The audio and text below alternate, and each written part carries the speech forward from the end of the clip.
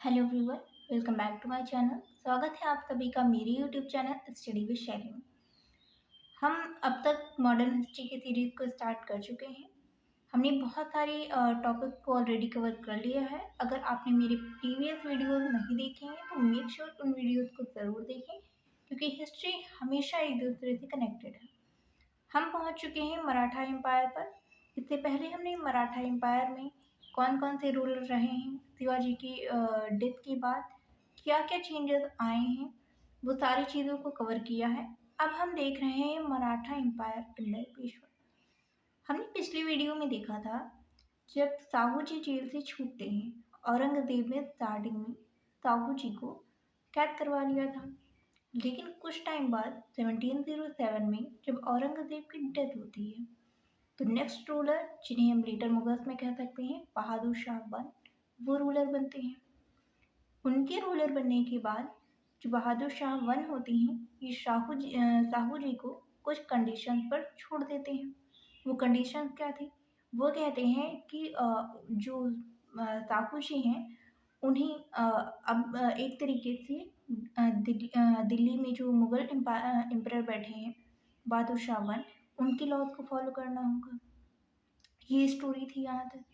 अब यहाँ पे क्या होता है, साहू जी यहाँ पे आते हैं और यहाँ पे उनके जो कह सकते हैं रूलर थे उस टाइम पे, वो थे ताराबाई, जो थे उनके 4 साल के बेटे।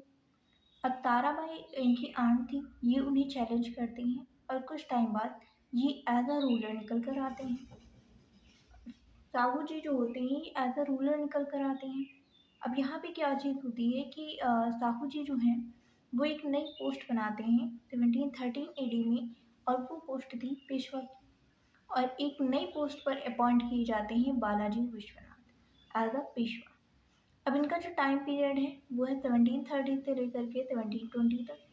अब एक्चुअल में पूरी स्टोरी क्या है वो हम यहाँ पे देखते हैं कि मराठा एम्पायर जो है वो पेशवा की पोजीशन बनने के बाद उसकी मराठा एम्पायर की पोजीशन क्या थी। तो बालाजी विश्वनाथ जो है पहले पेशवा थे, ये चीज़ आपको याद रखनी है, 1713 से लेकर के 1720 तक। Balaji Vishwanath gained certain rights from Farrukshire. Then Mughal emperor recognized Sahu as the Maratha king. Balaji Vishwanath जो थे उस टाइम पर उन्होंने अपनी पोजीशन को इतना स्ट्रॉन्ग कर लिया था कि मुगल एम्परर जो थे उनसे इन्होंने ये चीज़ मनवा ली थी कि जो मराठा एम्परर हैं उस टाइम पे, जो मराठा कह सकते हैं रूलर हैं साहू जी, उन्हें एज अ किंग, मराठा के किंग के रूप में जो मुगल एम्पायर है वो देखें। तो उनसे इन्होंने ये चीज़ मनवा ली थी। तो अब जो वहाँ पे रूलर है फर्रुखशियर, वो एज अ मराठा किंग देखते हैं साहू जी को।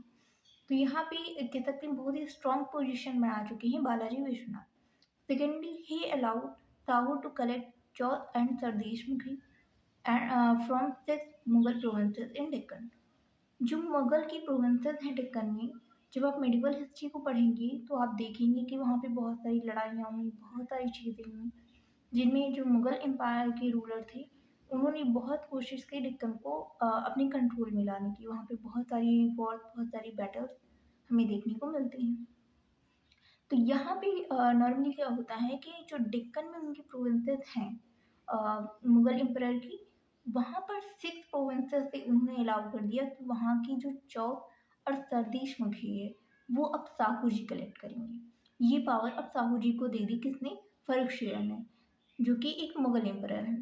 अब नेक्स्ट हम बात करते हैं बाजीराव वन की।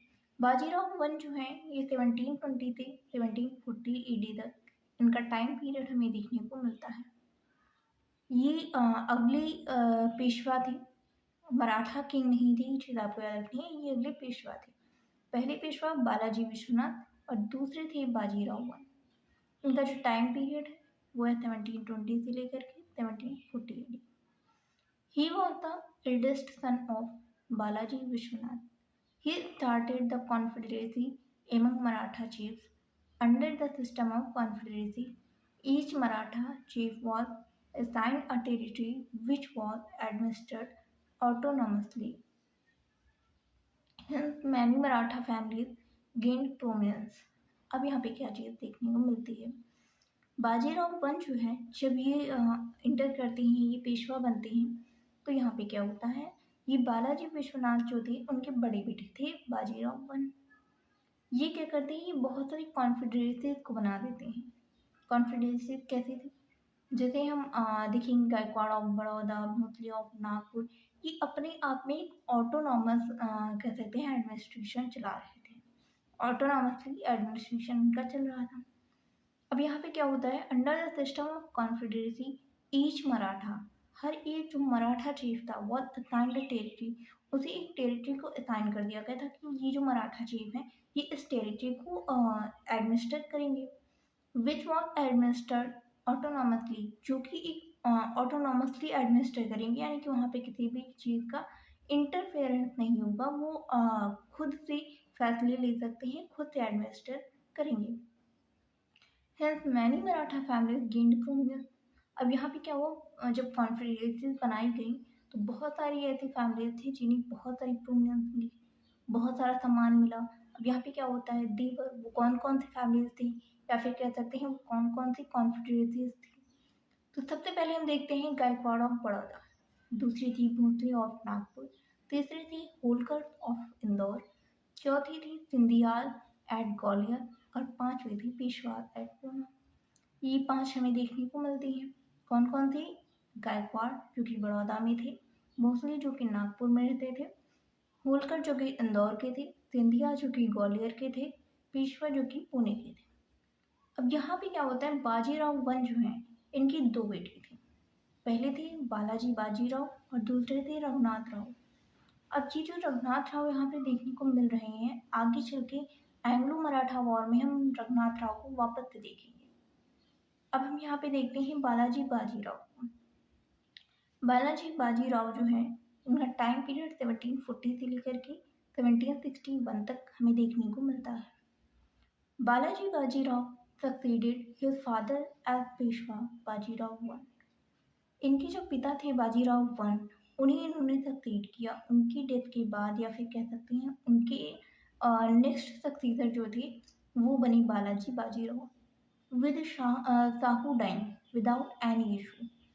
अब यहाँ पे एक चीज़ आपको याद रखनी है, मैंने स्टार्टिंग में बोला था जो मराठा किंग है वो अभी भी साहू जी ही हैं, बट उन्होंने एक पोस्ट बनाई पेशवा की, उन पेशवा की पोस्ट पर अभी तक हम देखते आए हैं बालाजी विश्वनाथ को, फिर बाजीराव वन को, फिर उनके बेटे आते हैं बालाजी बाजीराव। तो उस पेशवा की पोस्ट पर वो हैं, बट एज अ रूलर अभी साहू जी ही हैं। यहाँ पे क्या होता है, बालाजी बाजीराव जब रूल कर रहे होते हैं तो साहू जी जो है उनकी डेथ हो जाती है without any issue, and other nominated successor Ram Raja in Satara present. अब दूसरे जो इनके बाद बालाजी बाजीराव के बाद जो रूलर होते हैं वो होते हैं इनके सक्सीडर राम राजा।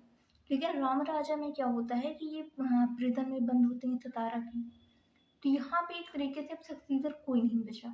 तो अब जो पेशवा है वही एज अ सक्सीडर निकल कर आते हैं और वही एक तरीके से रूलर बन जाते हैं। अब उन्हीं के अंडर सब वर्क करेंगे और वो एज अ रूलर बन गए हैं, मराठा किंग आप कह सकते हो। पहले ही पेशवा एक अलग पोस्ट थी, अब एज अ किंग भी देखा जा रहा है। He entered into an agreement with the Mughal emperor Ahmad Shah. इस टाइम पे रूल कर रहे हैं अहमद शाह, और अहमद शाह जो है 1752 में इनके साथ जो इनके बेटे हैं बाजीराव वन के, बालाजी बाजीराव, वो क्या करते हैं, वो एक एग्रीमेंट साइन करते हैं। अब यहाँ तक आप देख सकते हैं कि जो पेशवाज की पोजीशन है वो कितनी ज़्यादा स्ट्रांग हो चुकी है, जो ये मुगल एम्परर के साथ एक एग्रीमेंट साइन कर रहे हैं, और वो भी इस तरीके का। इस एग्रीमेंट में क्या होता है, according to which the Peshwas would protect the Mughal empire from external and internal threat. यहाँ पे क्या है कि इस जो एग्रीमेंट है, इस एग्रीमेंट के अकॉर्डिंग जो पेशवा है अब मुगल एम्परर को प्रोटेक्ट करने का काम करेंगे, एक वो फिर एक्सटर्नल थ्रेट हो या इंटरनल, अगर बाहर से कोई आक्रमण होता है तो भी वो उन्हें प्रोटेक्ट करेंगे। और यही चीज़ आगे हम देखेंगे, पेशवा जो हैं उनके एक तरीके से कमज़ोर पड़ने का कारण यही बना। वो कैसे, ये हम आगे देखेंगे। फिलहाल उन्होंने एग्रीमेंट साइन किया और उस एग्रीमेंट में था कि वो मुगल एम्पायर को एक्सटर्नल और इंटरनल थ्रेट से बचाएंगी Maratha. For this the Maratha would collect chauth from north west provinces. अब जो नॉर्थ वेस्ट प्रोविंसेस हैं मुगल्स की, वहाँ से मराठास जो हैं अब वो चौथ भी कलेक्ट करेंगे, क्योंकि वो प्रोटेक्ट कर रहे हैं मुगल एम्पायर को, तो मुगल एम्पायर कुछ तो नहीं देंगे। तो इसमें क्या होता है, नॉर्थ वेस्ट प्रोविंसेस जो है मुगल एम्पायर की, वहाँ से अब चौथ जो है वो कलेक्ट करेंगे मराठास। और इसके साथ ही अजमेर और आगरा, इन दोनों से जो रेवेन्यू कलेक्ट होता है वो रेवेन्यू भी कलेक्ट करेंगी अब मराठास।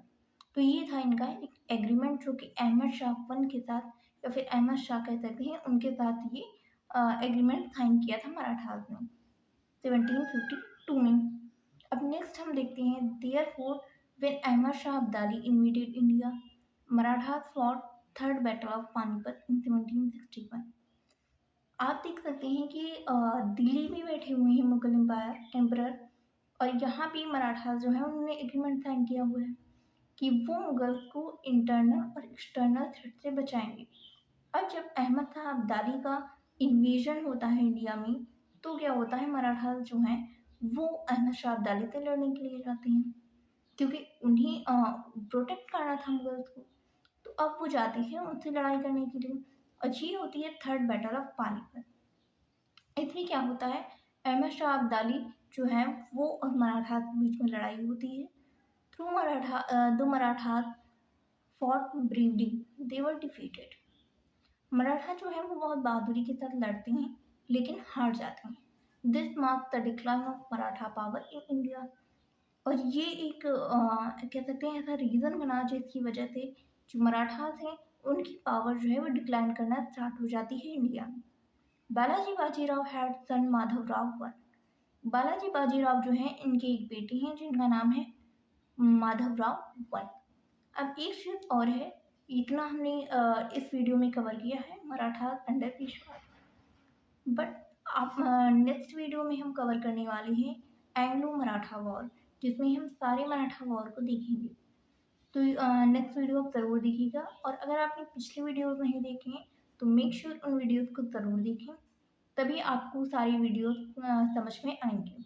अगर आपको मेरी वीडियोस अच्छे लगते हैं तो प्लीज़ मेरे वीडियोस को लाइक करें, चैनल को सब्सक्राइब करें, और इस वीडियो को शेयर करें, ताकि मुझे ज़्यादा से ज़्यादा मोटिवेशन मिलता रहे वीडियोस बनाने का।